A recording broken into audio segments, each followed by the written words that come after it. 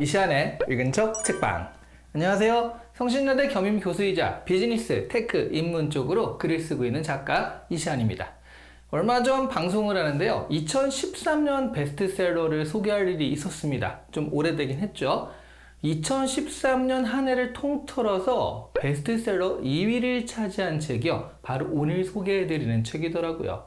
2013년에 5위가 히가시노 게이고의 나미야 잡화점의 기적이었거든요. 이 책보다 순위가 더 높은 책을 오늘 소개해드립니다. 정말 유명했던 책이지만 사실 지금 감성으로 보면 지나치게 백인, 그것도 남성 중심의 시각이라는 단점도 있던 책이긴 해요. 정신과 의사인 프랑스와 르로르가 지은 책입니다. 꾸빼시의 행복여행 소개해드립니다. 꾸빼시의 행복여행은요, 제목에서 이 책의 내용을 정말 기가 막히게 요약을 해놓은 거거든요. 정신과 의사인 꾸빼시가 행복의 비밀을 찾아서 전 세계를 여행하는 그런 이야기입니다. 환자들과 상담을 하다가 꾸빼시는 여행이 필요하다는 이야기를 듣고 실제로 여행을 떠나서 무엇이 사람을 행복하게 만들고 또 무엇이 사람을 불행하게 만드는가를 찾아보겠다고 결심을 합니다. 그리고 여행을 떠난 꾸빼는요, 자신이 배운 행복을 노트로 정리하기 시작을 해요. 중국으로 가는 비행기에서 우연히 비즈니스 좌석으로 업그레이드 서비스를 받게 되어 행복해하고 있는데요. 옆에 있는 분과 이야기를 하게 되죠. 근데 이분은요, 늘 1등석으로 여행하던 사업가예요.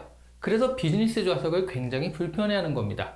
그와 이야기를 나눠본 꾸빼시는요, 행복은 비교하지 않는 것이다 라는 교훈을 얻고 노트에 적게 되죠.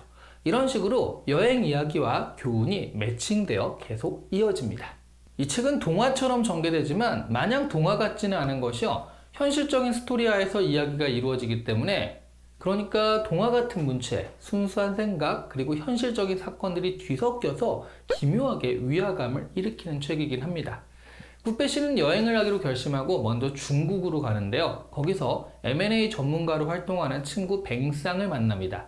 뱅쌍은요, 친구를 위해서 여자를 사가지고 하룻밤을 보내게 해주는데요. 꾸빼는 이 하룻밤의 인연, 스토리상에서는 이틀이지만 이틀밤의 인연을 가진 이 여자, 잉리라는 여성이 자꾸 신경 쓰이게 돼요.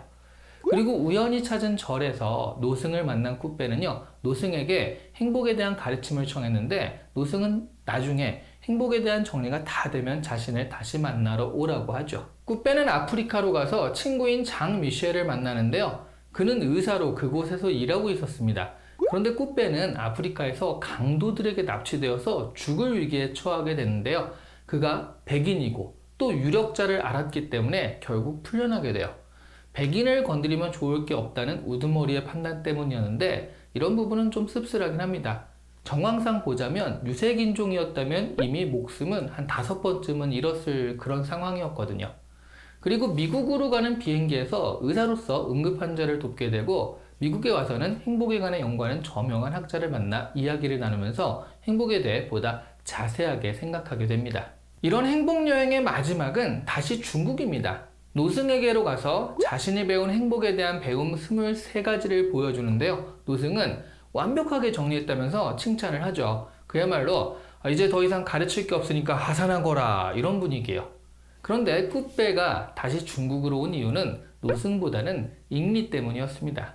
꾸빼는 친구 뱅쌍에게 잉리를 직원으로 써달라고 부탁하고요, 원래 있던 생활에서 끌어내주게 돼요. 다시 집으로 돌아온 꾸빼는요, 이제 활기차게 환자들과 소통하고 진료를 하게 되었고요, 자신이 여행에서 만났던 모든 사람들이 나름의 방법대로 행복을 찾아갔다라는 소식을 듣게 됩니다.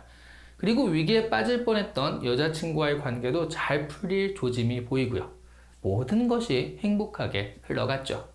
행복에 대한 23개의 교훈이라고 해서 줄거리는 좀 약하고 그냥 잠언집처럼 행복에 대한 문구들이 나열되어 있을 줄 알았는데요. 의외로 세계 여러 곳이 나오는 줄거리의 스케일이 크고 그리고 탄탄한 책이었습니다. 행복에 대한 추상적이고 낭만적인 감상들과는 좀 달리요, 책 안에서 일어난 사건들은 술집 여성이나 차별의 문제, 범죄 조직, 납치 등의 현실적인 문제들과 관계가 있어서 겉모습처럼 동화 같은 책만은 아니기도 했어요.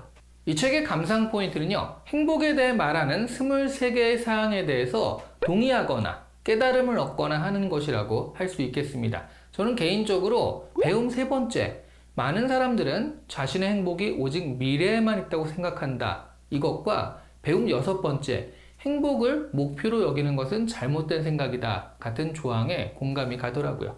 하지만 꾸빼와 노승과의 대화에서 노승이 당신은 환자에게 같은 것을 말하나요? 라고 질문하자 꾸빼의 대답이요. 환자의 상황, 성격, 경험에 따라 환자에게 해주는 이야기가 다르다라고 대답하는 부분이 더 와닿긴 했습니다.